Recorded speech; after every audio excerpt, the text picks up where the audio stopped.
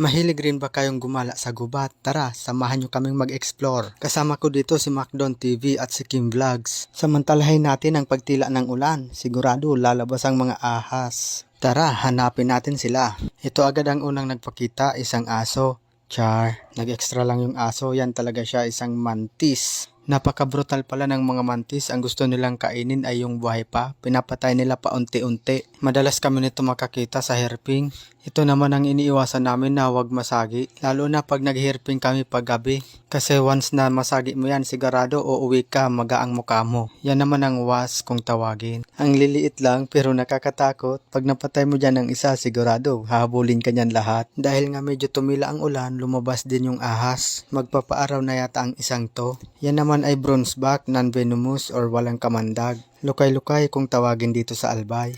Napakarami nito dito sa amin. Madalas din to makita sa mga garden pero okay lang kasi wala naman to threat sa mga tao. Bigla pala ako dito tinawag ni Macdon. Akala ko nakakita na siya ng malaking ahas. Ito palang nakita niya, kakaibang mantis. Ibang kulay ng paa. Rare ba ang ganitong kulay? May mga napapanood ako nito, mga collector din ng mga mantis. Tapos binibreed nila sa ibang kulay, ang gaganda ng mga lumalabas. Pero papakawalan din naman yan dyan para dumami ang ganyang kulay dito. Kaway-kaway sa mga batang 90s dyan siguro. Ang gagaling nyo din maghanap ng gagamba. Isa to sa nagbibigay sa atin ng baon ng elementary, tagli 5 piso isa. Yan yung panglaban na samon, bulik kung tawagin dito sa Albay. Pinagpupustahan nila yan parang manok. May nakita pa ako dito isang uri ng gagamba. Yan naman yung tinatawag na crab spider. Dahil yata sa itsura niya, bukang-buka kaya siya natawag na crab spider. Ito pa, gagamba na naman.